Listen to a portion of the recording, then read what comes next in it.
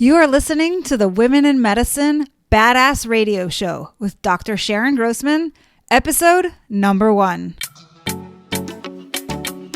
Welcome to the Women in Medicine Badass Radio Show, where we deal with the real issues to get you from overwhelmed to optimal. And now, your host, Dr. Sharon Grossman. Woohoo! We are officially launched. I am so excited to talk to you guys. And part of the reason being is that I am really a big fan of women in medicine, and I understand some of the challenges that you guys are going through, and I am excited to put this together for you guys, where we can talk about what are some of these real issues in day-to-day life for women in medicine. In particular, women in general tend to carry this double duty, and the world doesn't prepare us for having to deal with all of these responsibilities. Now, just a bit of background for those of you who don't know me. I am a clinical psychologist and a success coach, and I really specialize in things like emotional intelligence and helping people really manage their thoughts and create the results that they want in the world. And that's part of what I'm going to be training and talking about in this podcast. But today we're going to talk about something that a lot of people really struggle with, and that is how to balance work and home life. A lot of times people think of the term work-life balance as something that is impossible because it sounds like a 50-50 split. But really, that's not the case. But just to avoid any sort of confusion, we're going to use the word work-life integration. And that's why I called this episode How to Integrate Your Work and Personal Life. But it's not just about the integration, but it's about a meaningful integration. So let's talk about how other people do it, what's involved, what are some tips that you can take away and start to implement right away. To start us off, let's define work-life integration. A definition that I found online is that it is an approach that creates more synergies between all areas that define life, which include work, home/family, community, personal well-being, and health, which really ties in nicely with what my coaching is all about. It's about integrating all these different aspects of your life and coaching on that so that you get to a nice, healthy balance. So you get to a place where all aspects of your life are coming together as a meaningful whole. And who doesn't want that? Beside being caregivers at work, you are moms and daughters and spouses and are responsible for the lion's share of the work. In fact, women are often asked to do more simply because they are women.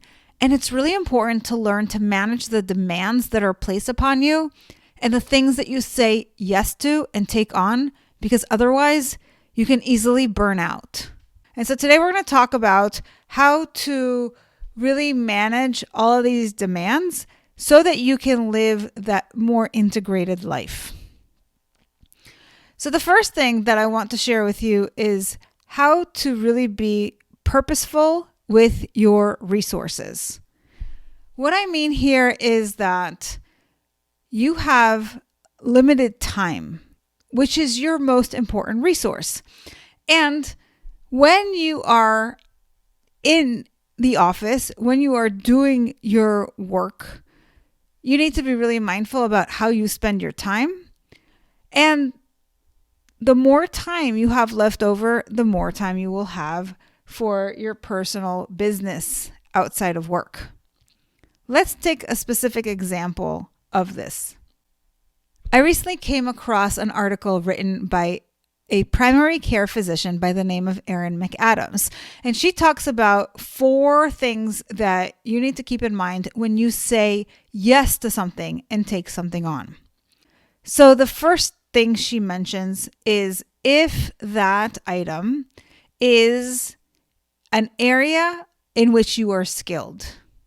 And that makes sense, right? You want to engage more with your strengths. And so if somebody offers you to do something, to take something new on, if it's an area where you are strong and you are skilled in, it makes more sense to say yes to that sort of thing, as opposed to something that you're not very skilled in. So that can be one filter that you use to say yes or no to a request. The second thing she mentions is when the activity would be rejuvenating. So are there things that when you do them, you absolutely love them? It fills you with a sense of purpose or meaning, or it energizes you. Whereas other activities that you engage in are draining. You don't enjoy them very much. That is a clear distinction about when to say yes or no to something. The third criteria is if it's something that moves you closer to your long-term goal.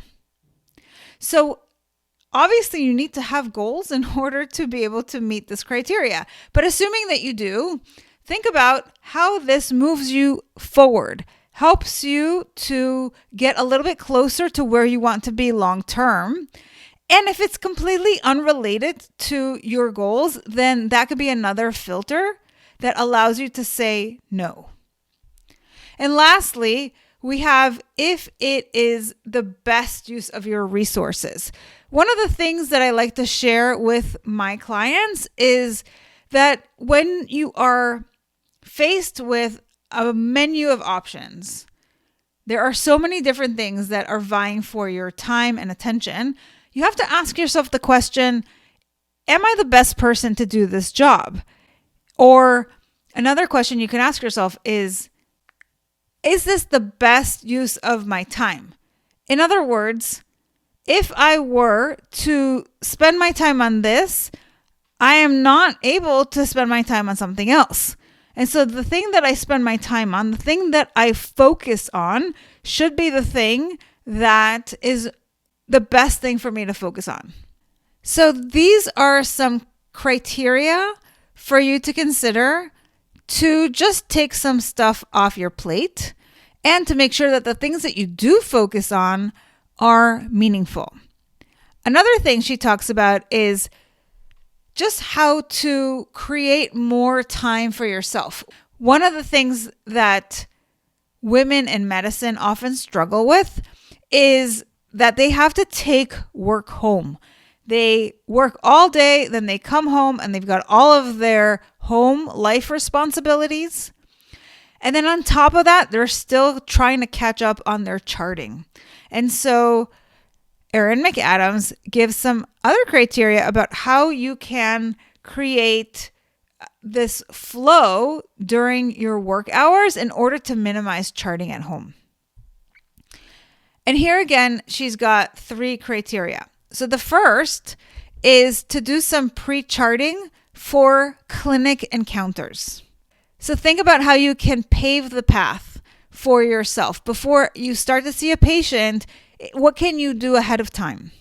The second thing she talks about is to close the chart before seeing the next patient.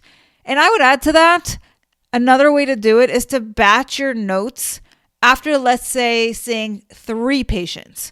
So a lot of times what people do is they'll see patient after patient after patient, and they're left at the end of the day with a whole number of notes that they have to catch up on.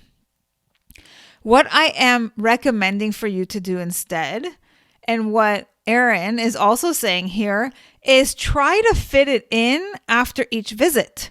Don't leave it until the end of the day where you now have run out of time and you need to go home and do some more work. What you want to do is have a clean break where you finish all your work and you leave it at the office. Then you can come home and have an opportunity to recover, because it's when we don't recover at the end of our workday that we can burn out.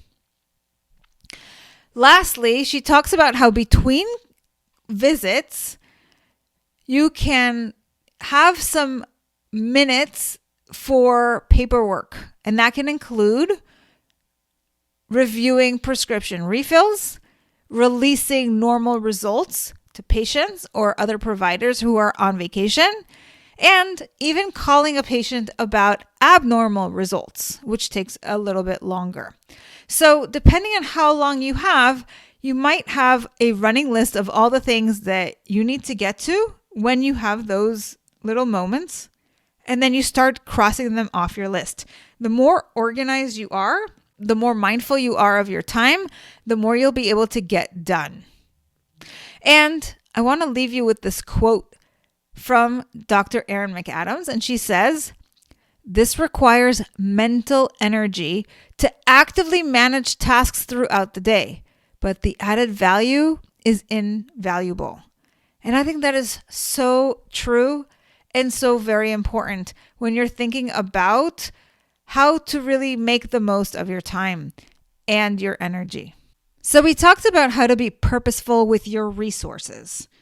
We also talked about how to focus on things that bring you joy, that you're passionate about.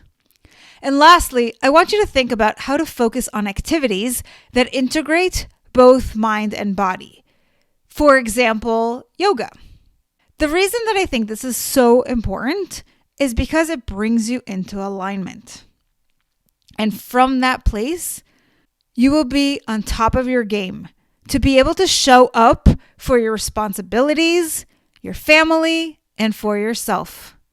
Remember, it's always about finding that integration, that way of balancing all the things that you have going on for yourself, not sacrificing your health in order to get more work done, not sacrificing your sleep in order to catch up on your notes. It's about working smarter. So I hope that there are some tips that you can take away from today's episode and actually start to implement in your workday so you end up having more time for yourself and start to enjoy yourself more at work. Have a wonderful rest of your week, and I'll talk to you next time. Thanks for listening to the Women in Medicine Badass Radio Show. If you loved what you heard, join my Tribe to Thrive. It's a free community where you'll receive daily tips and weekly trainings to optimize your life.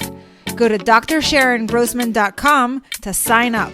I'll see you on the inside.